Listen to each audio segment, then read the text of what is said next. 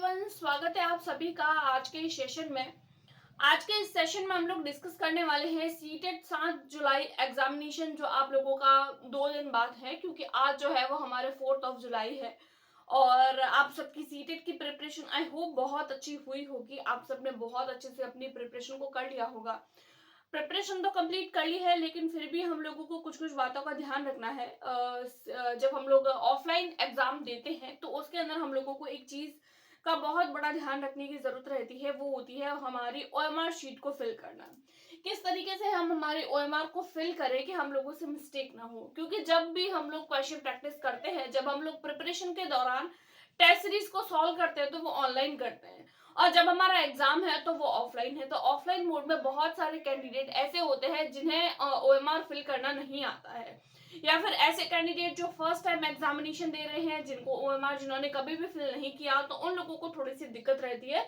वो ओएमआर में कुछ कुछ जो है वो उन्हें बातें नहीं पता होती है। या फिर ऐसे कैंडिडेट जो पहले से एग्जाम दिए हुए हैं, लेकिन फिर भी वो तैयारी में इतना ज्यादा जो है वो डूब जाते हैं कि वो अपनी ओएमआर को किस तरीके से फिल करना है, या फिर तो उस चीज को वो अवॉइड करने लगते हैं, या फिर कुछ कुछ अनअवेयरनेस होने के कारण अपनी ओएमआर को गलत कर बैठते हैं।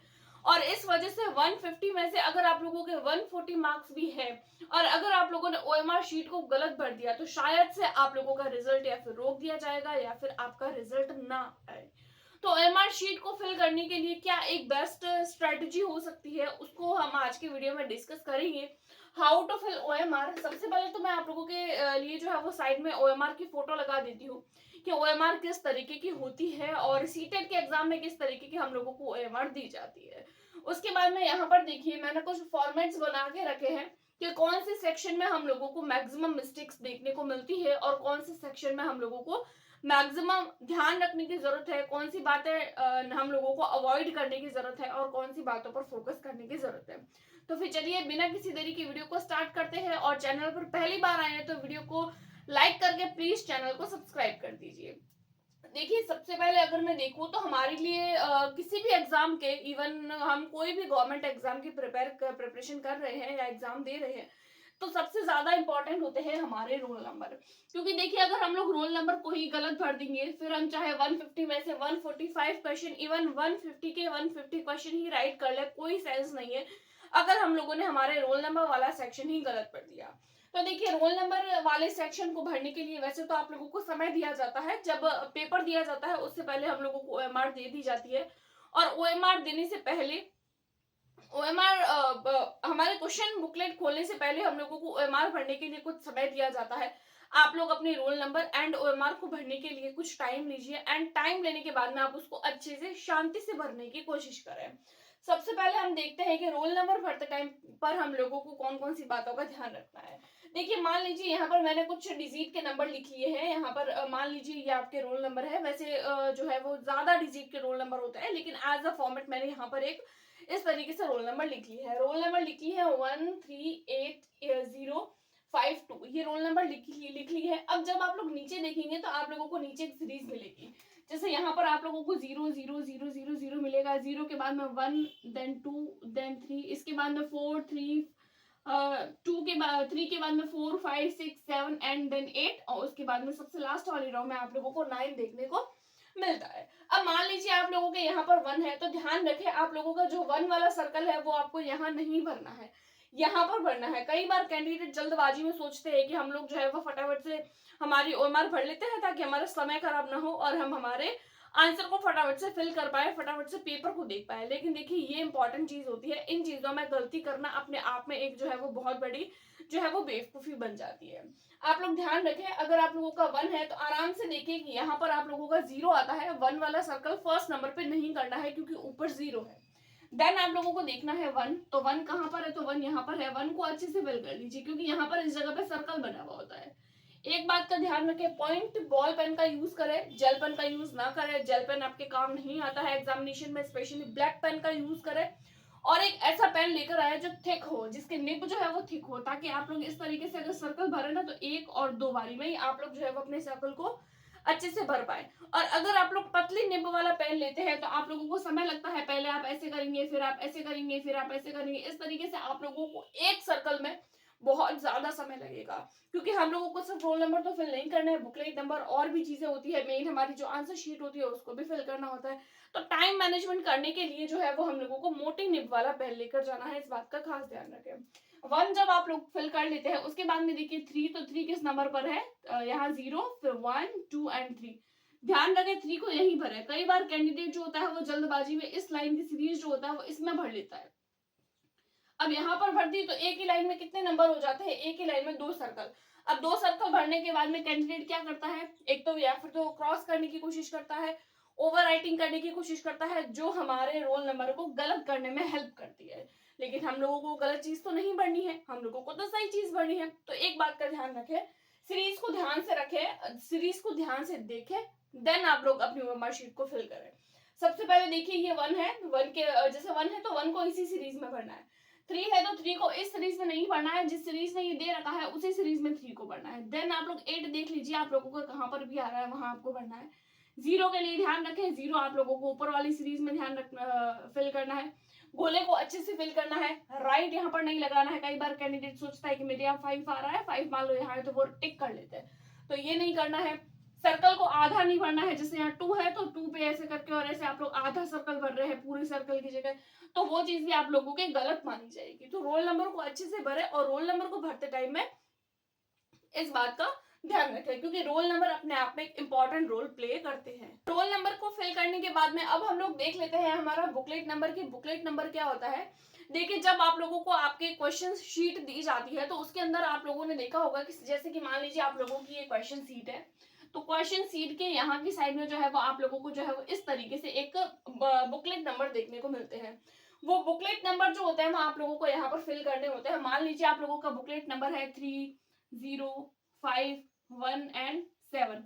तो इसको भरते टाइम भी आप लोगों को वही बात ध्यान रखनी है, जैसे कि यहाँ पर 0 होता है एंड 1 होता है, उसके बाद में 2 एंड देन आप लोगों का यहाँ पर अगेन से 9।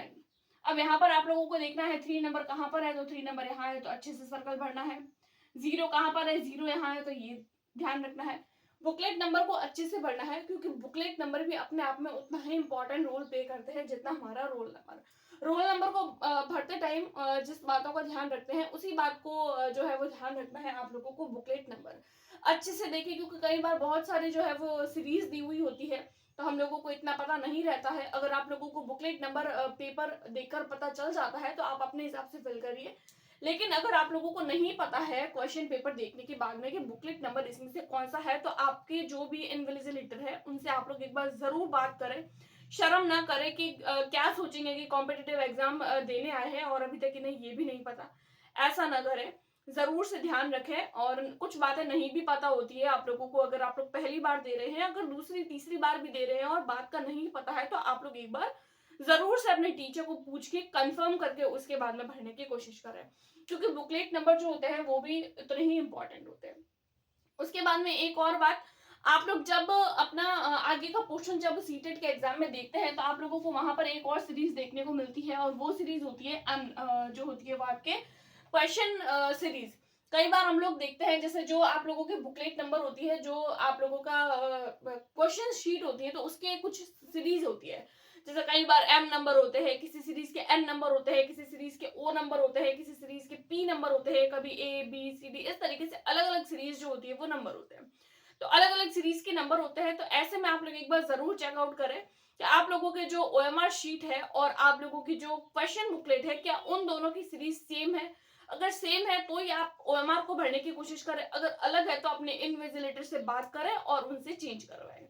ये बात कंफर्म हो गई। अब अगर आप लोगों का जो क्वेश्चन बुकलेट है उसमें, और अगर आप लोगों के जो ओएमआर है, अगर उन दोनों में वो दोनों अलग अलग हो जाती है, जैसे मान लीजिए आप लोगों को ओएमआर में एम सीरीज है और आप लोगों का जो क्वेश्चन पेपर है उसके अंदर आप लोगों के ओ सीरीज है, तो गड़बड़ हो जाती है कि एक में एम है और दूसरे में ओ है।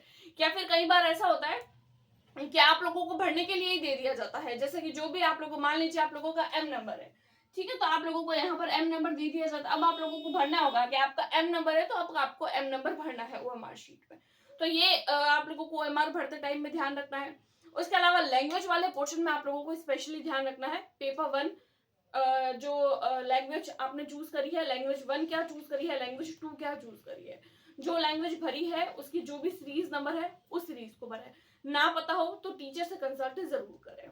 तो ये कुछ बातें थी। इसके बाद में हम लोग देख लेते हैं कि हमारी जो मेन क्वेश्चन जो हम लोग अपने आंसर्स को फिल करते हैं, उन आंसर्स को किस तरीके से फिल करते हैं। अब हम लोग देख लेते हैं हमारी जो मेन आंसर शीट होती है, यानी हमारी जो मेन OMR होती है जिसपे हम लोगों को अपने आंसर्स फिल करने हैं, उसको कि उसको किस तरीके से फिल करना है। तो देखिए इस तरीके की आपकी जो होती है वो मेन जो आंसर शीट होती है, यानी कि जो आपकी OMR होती है वो इस तरीके से होती है। सबसे पहले अगर मैं बात करूं तो ये जो है वो स्पेशली मैंने पेपर 1 के लिए जो है वो फॉर्मेट बनाया है, लेकिन पेपर 2 के लिए भी उतना ही इम्पोर्टेंट है जितना बाकी सब्जेक्ट्स के लिए। वैसे तो मैंने पेपर 1 के यहाँ पर सब्जेक्ट लिखे हैं, लेकिन पेपर 2 के लिए भी वही हो जो मैं अभी आप लोगों को बताने वाली हूँ। राइट, तो देखिए अगर मैं पेपर 1 के लिए बात करूं या पेपर 2 के लिए, दोनों के लिए ये बात है। सबसे पहले आप लोगों का सब्जेक्ट होता है CDP, उसके बाद में आप लोगों का होता है मैथ्स, उसके बाद में आप लोगों का होता है EVS, उसके बाद में लैंग्वेज 1 एंड लैंग्वेज 2। देखिए CDP जो होता है वो 1 से लेकर 30 तक होता है, मैथ्स 31 से लेकर 60 तक, EVS 61 से 90, लैंग्वेज 1 91 से लेकर 90 20 120 एंड लैंग्वेज 2 120 से लेकर 150 टोटल आप लोगों को क्वेश्चंस देखने को मिलते हैं। अब देखिए CDP, मान लीजिए सबसे पहले आप लोगों ने जो है वो अपने आंसर्स राइट करने टिक करने स्टार्ट किए। मान लीजिए आप लोगों ने अपनी क्वेश्चन बुकलेट है उसको खोला, आपको जो है वो पता चल रहा है कि हाँ ये फर्स्ट का ये है, सेकंड का ये है, थर्ड का ये है। आप लोग जो है वो अपने OMR को भरना स्टार्ट कर देते हैं। आप लोगों के जो आंसर्स को टिक करना, OMR तो मान लीजिए आपने जो है वो अभी तक नहीं स्टार्ट किया है भरना। मान लीजिए आपको फर्स्ट का क्वेश्चन का आंसर आ रहा है, सेकंड क्वेश्चन का आंसर आ रहा है, थर्ड क्वेश्चन का आंसर आ रहा है, फोर्थ का, इस तरीके से आप कंटिन्यू जो है वो टिक करते जा रहे हैं। कैंडिडेट मिस्टेक क्या करता है कि मान लीजिए जो है वो एक बार फॉर्म में आ जाता है कि चलो पहला क्वेश्चन का आंसर आ रहा है, सेकंड का भी आ रहा है, थर्ड का भी आ रहा है, फोर्थ का भी आ रहा है, कंटिन्यू क्या करता है 150 से लेकर 1 से लेकर 150 तक सारे अपने जो है वो क्वेश्चन बुकलेट में अपने सारे टिक कर लेता है, और उतने में हो जाता है टाइम खत्म, यानी उसके बाद में उनको OMR भरने का मौका ही नहीं मिलता।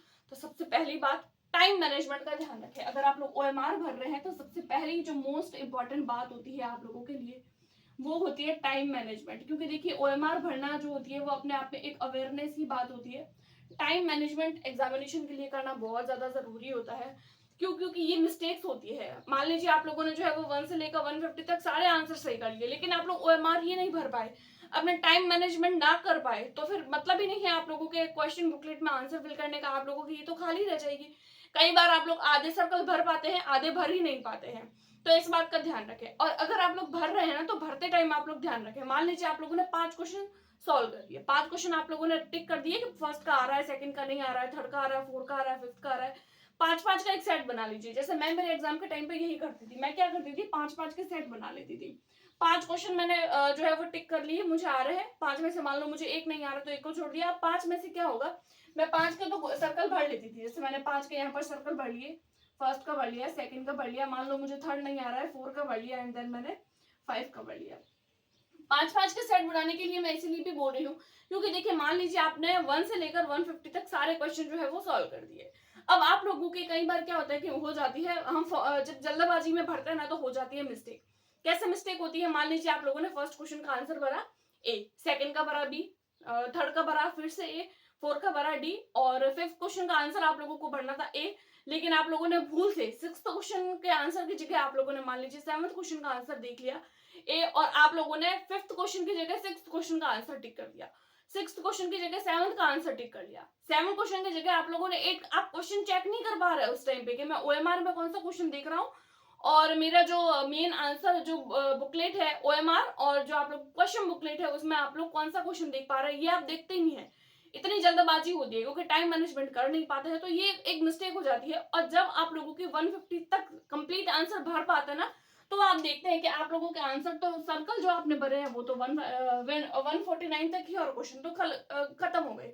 और जब आप लोग पूरी भर के रह जाते हैं फिर पता चलता है कि मैंने तो एक क्वेश्चन में गड़बड़ कर ली और उस एक क्वेश्चन की जगह वजह से मेरी पूरी की पूरी सीरीज गलत हो गई। तो ये बात का ध्यान रखें, पूरी सीरीज एक साथ नहीं भरनी है, या फिर तो 10 क्वेश्चन का जो है वो बना सकते हैं। कई बार कुछ कैंडिडेट जो होता है वो सब्जेक्ट वाइज भी बनाते हैं, जैसे कि पहले CDP को भर लेते हैं, फिर मैथ्स को, फिर EVS को, फिर लैंग्वेज 1 एंड लैंग्वेज 2। कुछ कुछ कैंडिडेट ऐसे भी होते हैं कि 30 तक क्वेश्चन है तो 30 तक क्वेश्चन कंप्लीट करते हैं, फिर और 30 तक करते हैं। फिर ये भी एक तरीका ठीक है, लेकिन मेरा तरीका यही है कि मैं या फिर तो 5-5 क्वेश्चन का सेट बनाती थी। मैक्सिमम मेरे 5-5 क्वेश्चन का ही सेट रहता था, ठीक है। और ऐसा भी ना करें कि एक क्वेश्चन को टिक कर रहे हैं, एक पे सर्कल कर रहे हैं, तो इस तरीके से भी हमारा टाइम खराब होता है, क्योंकि हमें टाइम मैनेजमेंट करना आना चाहिए जब हम लोग OMR शीट भरते हैं तो ये बात का ध्यान रखें। और सर्कल को अच्छे से भरना है। सबसे मेन बात जो आप लोगों को OMR भरते टाइम ध्यान रखनी है वो होती है लैंग्वेज 1 के लिए एंड लैंग्वेज 2 के लिए, क्योंकि आप लोगों के जो पेपर होता है सीटेट का, उसमें आप लोगों को सबसे पहले जो है वो लैंग्वेज 1 दी जाती है, मान लीजिए हिंदी है। उसके बाद में लैंग्वेज 2 हिंदी दे रखी है। उसके बाद में अगेन से जो है वो वापस, जैसे मान लीजिए लैंग्वेज 1 हिंदी, फिर वापस लैंग्वेज 1 जिन्होंने इंग्लिश चूज किया है उनका, उसके बाद में लैंग्वेज 2 हिंदी, और उसके बाद में लैंग्वेज 2 जिन्होंने हिंदी लिया है उसका। तो इस तरीके से 4 लैंग्वेजेस आप लोगों को दी जाती है। मान लीजिए लैंग्वेज आप लोगों ने भरी है अपनी लैंग्वेज 1 एंड लैंग्वेज 2, मान लीजिए आप लोगों ने भरी है अपनी हिंदी, सेकंड भरी है आप लोगों ने इंग्लिश। अब यहाँ पर आप लोगों को क्या दिया जाता है, लैंग्वेज 1 जिनके हिंदी है उनको हिंदी पढ़ना है। कैंडिडेट क्या करता है कि लैंग्वेज 1 अपना देखता ही नहीं है। आप लोग एक बार ऊपर से जरूर चेक करें कि आप लोगों ने कौन सी लैंग्वेज भरी है और कौन सी लैंग्वेज आप लोग, क्योंकि ऊपर दे रखा होता है कि लैंग्वेज 1 हिंदी और लैंग्वेज 1 जिन्होंने इंग्लिश चूज किया है। तो आपको देखना है कि आपने लैंग्वेज कौन सी भरी है, हिंदी भरी है या इंग्लिश भरी है। तो ये लैंग्वेज को भरते टाइम पे कैंडिडेट मिस्टेक कर जाते हैं, और वही मिस्टेक होती है आप लोगों के OMR भरते टाइम। इस बात का ध्यान रखें, OMR को भरते हैं तो ध्यान रखें लैंग्वेज 1 कौन सी है, लैंग्वेज 2 कौन सी है। तो ये कुछ कुछ बातें थी जो OMR को भरते टाइम पे आप लोगों को ध्यान रखनी है। अपने रोल नंबर को अच्छे से भरे, बुकलेट नंबर, लैंग्वेज को, एंड आप लोगों के जो सेक्शन वाला पोर्शन होता है उसको किस तरीके से अच्छे से फिल करना है ये। उसके बाद में कौन कौन सी बातें हैं जो आप लोगों को अपने OMR को भरते टाइम अवॉइड करनी है, क्योंकि जो बातें करनी है वो तो मैंने बता दी और अवॉइड करनी है वो भी डिस्कस कर लेते हैं। नो ओवर राइटिंग नहीं करनी है, ऑलरेडी बता चुकी हूँ। कोई किसी भी तरीके की ओवर राइटिंग या फिर काट छाट आप लोगों के, जैसे व्हाइटनर घुमा लेते हैं, कई बार इरेजर से इरेज करने की कोशिश करते हैं, कई बार ब्लैक से इस तरीके से टिक करने की कोशिश करते हैं, तो वो हमारे एग्जाम में नहीं चलता। उसके बाद में नो करेक्शन, किसी भी तरीके का करेक्शन करने की कोशिश ना करें कि मैं किसी न किसी तरीके से इसको करेक्ट करने की कोशिश करूं, तो वो नहीं हो सकता। एक बार OMR को फिल कर लिया उसके बाद में इसमें किसी भी तरीके का कोई करेक्शन नहीं होता है। देन आप लोगों के लैंग्वेज वाला सेक्शन जो अभी मैंने आप लोगों को बताया, लैंग्वेज को जरूर ध्यान में रखें। फर्स्ट लैंग्वेज भरी है, ऊपर अच्छे से देखिए कि मैंने फर्स्ट लैंग्वेज कौन सी भरी है, मैंने सेकंड लैंग्वेज कौन सी भरी है, उसकी बेसिस पर ही अपने आंसर्स को टिक करें, क्योंकि सबसे ज्यादा मिस्टेक यही होती है, क्योंकि दोनों जो लैंग्वेज होती है वो मिलाकर टोटल 60 मार्क्स की हो जाती है, और 60 मार्क्स अपने आप में एक अहम रोल प्ले करते हैं किसी भी एग्जाम के लिए, राइट। तो ये कुछ कुछ मिस्टेक्स थी जो आप लोग अपने एग्जाम के टाइम पे करते हैं, और ये कुछ कुछ बातें थी जो आपको अपने जो है वो एग्जाम के टाइम पे ध्यान रखनी है। अगर आप लोगों को वीडियो पसंद आई है तो दोस्तों के साथ में शेयर जरूर करें। आप लोगों की सीटेट की प्रिपरेशन कैसी चल रही है वो मुझे कमेंट करके जरूर बताएं, और अगर वीडियो पसंद आई है तो do like, subscribe and share. Thanks for watching, मिलते हैं नेक्स्ट वीडियो में।